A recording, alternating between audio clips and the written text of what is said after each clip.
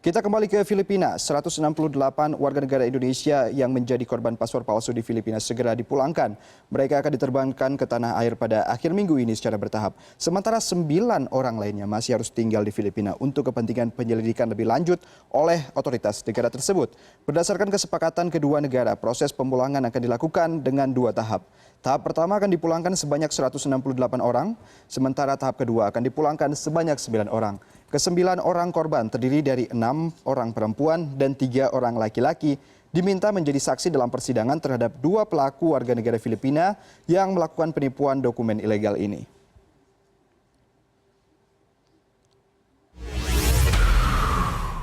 Koresponden CNN Indonesia, Femi Afriyadi masih terus memantau kasus ini langsung dari Manila.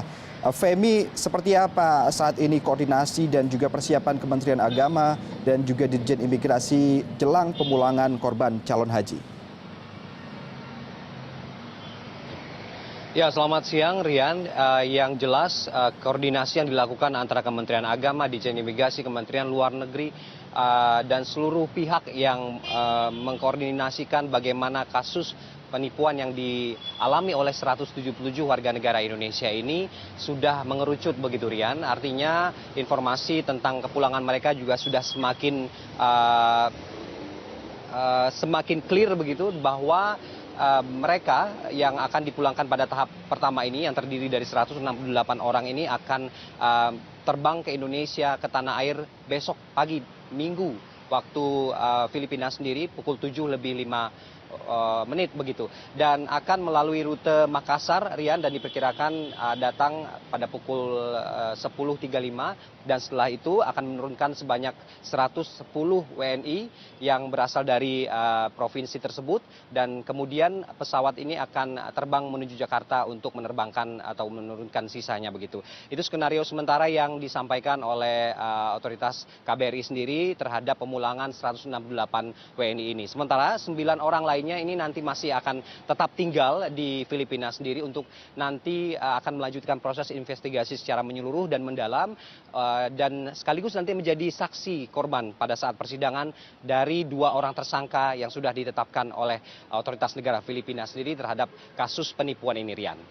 Ya, Femi, dari keterangan yang Anda kumpulkan di sana, sebenarnya ini bukan kali pertama calon haji kita berangkat dari Filipina. Mengapa sebenarnya kuota jemaah haji asal Filipina ini dapat digunakan oleh calon haji asal Indonesia? Apa temuan Anda di lapangan? Ya, Rian, ini memang ada fakta baru yang mengemuka saat ini. Ternyata penggunaan paspor Filipina untuk warga negara asing, khususnya Indonesia, ini ternyata tidak hanya dikeluarkan bagi 177 warga negara Indonesia ini. Hasil investigasi dari otoritas negara Filipina menemukan bahwa ternyata sudah ada ratusan atau bahkan hingga 700 paspor dari Filipina sendiri dikeluarkan untuk warga negara Indonesia. Dan ini memang satu hal yang cukup mengagetkan, karena kalau kita telisik dari kuota haji di negara Filipina sendiri hanya dibagikan 8.000 kuota saja untuk tahun 2016, dan sementara yang terpakai hanya 6.800. Artinya ada 1.200 kuota yang tersisa, dan ini dari hasil temuan investigator Filipina sendiri menyimpulkan bahwa 1.200 itu separuhnya digunakan oleh warga negara Indonesia sendiri. Dan ini memang masih dalam proses investigasi, Rian, apakah ke 700 ataupun angka tersebut sudah diterbangkan ke Arab Saudi untuk melakukan perjalanan haji, atau mereka masih terkendala karena mencuatnya kasus ini, atau memang mereka masih menunggu celah untuk bagaimana kuota tersebut dipakai oleh warga negara Indonesia. Tapi yang jelas otoritas imigrasi di Filipina sendiri sudah mengeluarkan paspor sebanyak itu dari angka itu, dan ini juga tidak ditampik oleh Duta Besar Republik Indonesia di Filipina ini, Johnny Lumintang, mengatakan bahwa memang ada temuan seperti itu. Berikut ada pernyataan dari Johnny Lumintang terkait hal ini, Rian. Kita akan usahakan kalau bisa, ya, kalau toh mereka akan ke sini, kemudian ya kita selesaikan juga, dan kita minta pemerintah Filipina untuk tidak ada lagi proses yang lain, karena mereka juga merupakan mungkin korban dari ini, sehingga kalau perlu mungkin sampai di lapangan langsung kita cek dia kewarganegaraannya, terutama kita minta bantuan juga dari imigrasi mungkin dari Indonesia untuk membawa alat itu yang bisa mengecek identitas dari warga negara Indonesia. Ya, mungkin caranya ya harus dari lapangan ke KBRI dulu, baru dari KBRI kita pulangkan. Ya, Rian itu ya. Ya, Feby, dari 1.200 sisa kuota haji yang tadi sempat Anda katakan, sekitar 700-nya digunakan oleh jemaah haji asal Indonesia yang bukan pertama kalinya. Ini sebenarnya seperti apa? Sudah investigasinya mencuat. Tadi ada 2 tersangka yang sudah akan disidangkan. Tapi ini pastinya tidak hanya terlibat dari sejumlah pihak penyelenggara jasa jemaah haji saja. Tentu ada sejumlah oknum dari pemerintahan. Ini seperti apa nanti pemerintah Filipina sendiri membidik tersangka-tersangka lainnya? Anda sudah punya temuan terbaru mengenai hal ini, Femi?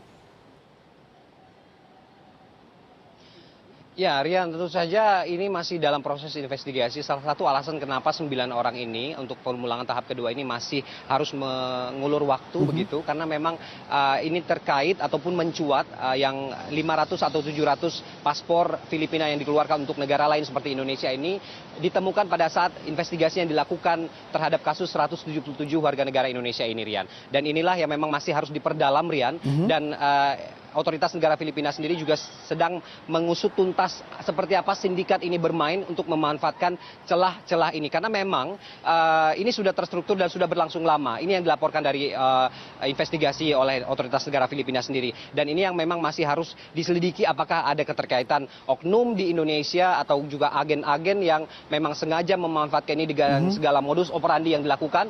Ini yang memang harus diperdalam. Dan kita akan menunggu seperti apa finalisasi dari kasus ini agar praktek-praktek curang seperti ini tidak melibatkan warga negara Indonesia. Karena ini juga menyangkut bagaimana kedaulatan negara dan juga hubungan government dengan government yang tentu saja menjadi terganggu begitu. Tapi kita akan berharap semua proses ini bisa berjalan semaksimal mungkin dengan hasil yang bisa membongkar seluruh sindikat ini agar tidak ada lagi korban khususnya dari warga negara Indonesia. Begitu, Rian. Ya, Feby, Anda berada dekat dengan para calon jemaah haji beberapa hari ini, dan kemudian seperti apa sebenarnya mayoritas harapan mereka ke depannya setelah mereka sudah gagal berangkat? Apakah mereka nanti akan kembali melakukan pengurusan haji dengan proses-proses yang sesuai peraturan pemerintah Indonesia dalam waktu dekat? Atau seperti apa sebenarnya temuan Anda ketika Anda mungkin berbincang dengan sejumlah calon jemaah haji yang gagal berangkat ini, Femi?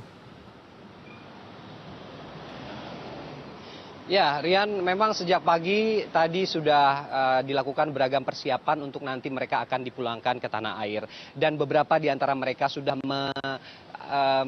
mengisyaratkan bahwa ada kegembiraan untuk bisa kembali berkumpul dengan anggota keluarga lain. Memang agak sulit, Rian, untuk berkomunikasi dengan sejumlah warga negara Indonesia yang menjadi korban penipuan dokumen haji ilegal ini. Tapi tadi saya juga sudah berhasil mewawancarai mereka, dan mereka sebenarnya memang banyak hal yang membuat mereka akhirnya mau untuk mendaftar melewati jalur seperti ini. Ada yang melakukan pendekatan langsung kepada WNI tersebut, ada yang memang menggunakan travel agent, dan dari keterangan-keterangan yang disampaikan, mereka pada awalnya memang tidak tahu bahwa kuota haji yang diberikan kepada mereka adalah milik negara Filipina, karena pada saat mereka mendaftar mereka hanya diberitahu bahwa hanya ada visa untuk naik haji begitu.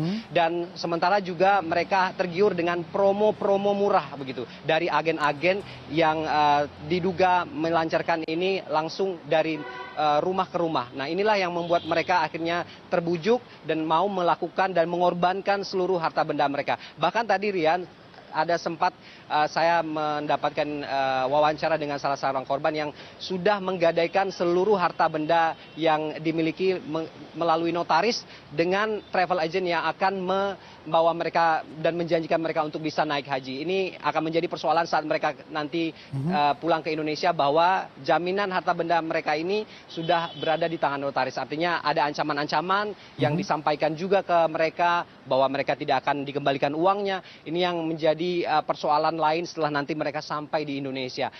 Hutang yang mereka lakukan ataupun juga menggadai yang mereka lakukan terhadap harta bendanya ini yang menjadi pemikiran untuk mereka, bagaimana mereka nanti akan menebus seluruh tanggung jawab mereka tersebut dengan pihak-pihak yang ada di Indonesia, sementara mereka sendiri tidak bisa atau tidak jadi untuk naik haji begitu. Dan harapan dari mereka adalah ada keputusan, ada sebuah solusi yang solutif dari pemerintah, Rian, agar mereka bisa diprioritaskan. Tentu ini tidak mudah, Rian, karena memang kita tahu di Indonesia sendiri antrian untuk berhaji ini cukup banyak, dan tapi mereka tetap berharap korban-korban yang saya bisa bilang inosen ini juga berharap bahwa pemerintah ada memberikan kesempatan kedua bagi mereka dan tidak menutup kemungkinan mereka akan mendaftar secara legal begitu melalui Departemen Agama setempat ataupun juga dengan lembaga-lembaga legal lainnya untuk bisa naik haji. Mereka mengaku kapok memang dengan kondisi seperti ini, tapi bagaimanapun bujuk rayu dari oknum-oknum tersebut ternyata bisa berhasil membawa mereka sehingga sampai terlibat dalam kasus seperti ini. Sungguh disayangkan, Rian. Ya, baik, Femi Afriyadi, koresponden CNN Indonesia melaporkan langsung dari Filipina. Terima kasih atas seluruh informasi yang Anda berikan. Memang kita juga berharap agar tindakan seperti ini terus dapat diminimalisir oleh pemerintah Indonesia, dan kita tunggu seperti apa nanti langkah hukum yang dilakukan juga oleh baik itu pemerintah Filipina maupun juga pemerintah Indonesia. Femi Afriyadi, selamat bertugas kembali.